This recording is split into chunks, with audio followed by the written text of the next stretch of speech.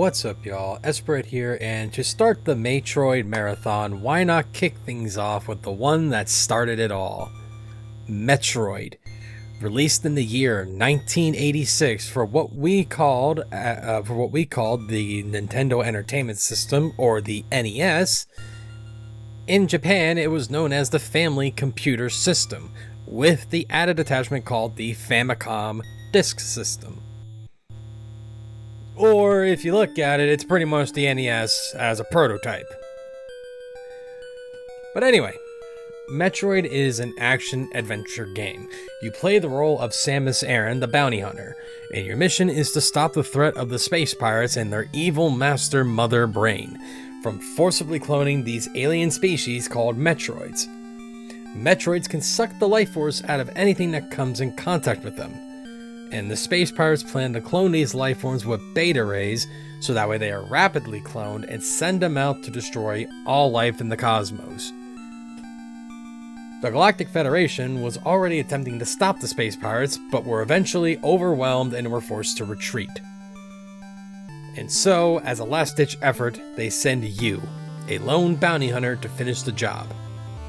The galaxy, nay, the universe, rests in your hands. Oh no! So as you start the game, you were launched in this area, with some creatures around. Now besides The Legend of Zelda, that also released the same year as Metroid, Metroid was not like your usual games that came out for the NES back then. No, this did not have a linear path. In this game, exploration is key, and backtracking and revisiting old areas are a requirement in this game, or else you won't have the power to defeat the adversaries that are dwelling deeper and deeper into the underground of the planet that you are on, known as Zebes, or Zebes. Is it Zebes or Zebes? I don't know. Anyway, you are to explore the areas of Zebes, eventually finding items such as the Morph Ball, missiles, bombs, screw attack, energy tanks, and then finally, the Ice Beam. Now as you're progressing through the game, finding more missiles and energy tanks, because for some reason these things are in every nook and cranny on and in this why are they in the places that they are? Which space pirate idiot decided to throw these random items in these places? Anyway, you will eventually run into two big adversaries. Big as in they are considered bosses, not big as in they're massive. These two are known as Kraid and Ridley, and they are the two commanders of the space pirate fleet, right under Mother Brain, which, in order to progress and reach Mother Brain, you will need to find these two slithery little bastards and kill them both, so that eventually the path will be open. Now, before we delve into the final area, I feel it's appropriate to mention that it may sound easy enough. Get your upgrades, kill Kraid, kill Ridley, kill Mother Brain, job's done. That's a no.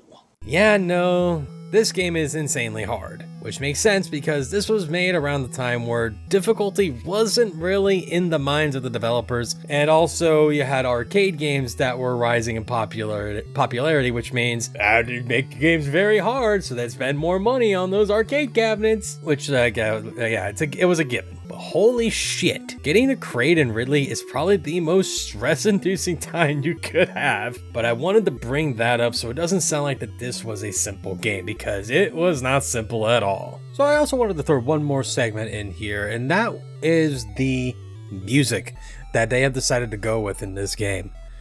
Oh my god. The music is iconic. Like, yes, it is an 8-bit format, but as the games have been made and as the games have been developed and more work put into it, more and more technology has been advanced, the music stayed and it became more and more iconic. In fact, the composer, I believe his name is Tanaka, he said he wanted to make a score that made players feel like they were encountering a living organism. It really had no distinction between music and sound effects. The only time any type of melody or a melodic a melodic theme is heard is when Mother Brain is defeated in order to give the victorious player catharsis. During the rest of the game, the melodies are more minimalistic because he wanted the soundtrack to be the opposite of that hummable pop tunes found in other games at that time. Oh, if only he knew. Well, I'm pretty sure he does know. He actually ended up doing the opposite because while I'm playing this game, I'll catch myself humming or just going with the beat of Kraid's music every time. But yeah, I just wanted to throw this segment in here. Next, you're probably going to see some footage of me getting my ass beat and getting probably a little aggravated, so enjoy. Now, the final area. You are fully decked out in your upgrades. Got a hefty supply of energy tanks and missiles thanks to someone. You head down to Torian. I think that's how it's pronounced. Which is where Mother Brain resides. Now here comes the fun and interesting part. Remember what I said in the beginning? Remember the name of this game series? Well, throughout this entire game, you haven't encountered a single Metroid. Well, that changes. And you need to be prepared because the Metroids will latch onto your head, quickly sucking that sweet, thick energy from you. And really the only way that you can get out of that situation is through your bombs, which is not the easiest method, let me tell you. Eventually, as you take out the Metroids, you will eventually enter a room that is a hallway, blocked by these lasers? Walls? I don't know, it's some sort of glass-like tubes that are blocking your way. You eventually make your way through, and there she is, in her grotesque, fleshy, wet glory. Mother Brain. And that's it! Killing Mother Brain is nothing really to be proud of. I mean, for crying out loud, man, you literally just shot a one-eyed brain to death. But as she is destroyed, you are given a timer. And if the music isn't a big enough indicator, you need to get the fuck out of there. Because Mother Brain's fat ass was sitting on a weighted pressure plate from Minecraft. And the minute she died and disintegrated, it set off the explosive. And you need to get the hell out of there.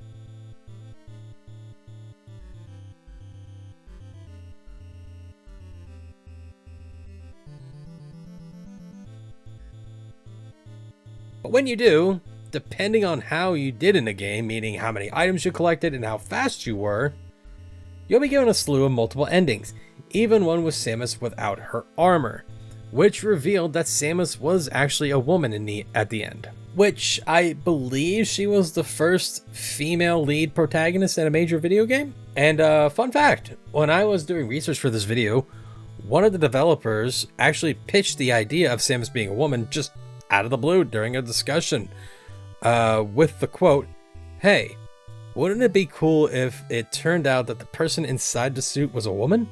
Which ironically enough, the English manual was flubbed and called Samus a he, which is kind of funny. But the character designer, Yoshio Sakamoto, I think I pronounced that right. He said that the premise He said that the premise and all was influenced by Ridley Scott's Alien. Which, thinking about it now, it makes a lot of sense. Especially since one of the big bads is literally named Ridley. So it's not out of the sphere of possibilities that Samus herself was heavily influenced by Ellen Ripley herself. So, original Metroid. Of course, this game should be preserved. This game is a stepping stone in gaming history. And it began Nintendo's best IP. Yeah, you can eat a dick, Mario. Samus is leagues better. And even though this game came out almost 40 years ago, I strongly suggest everyone to play this game. It's a classic. It's tough, and it's satisfying to beat.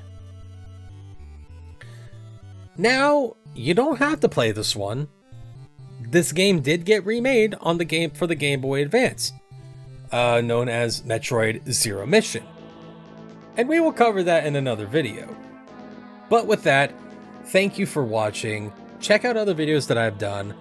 Like the video if you liked it, dislike it if you disliked it, comment your thoughts, and as always, don't forget to subscribe for more.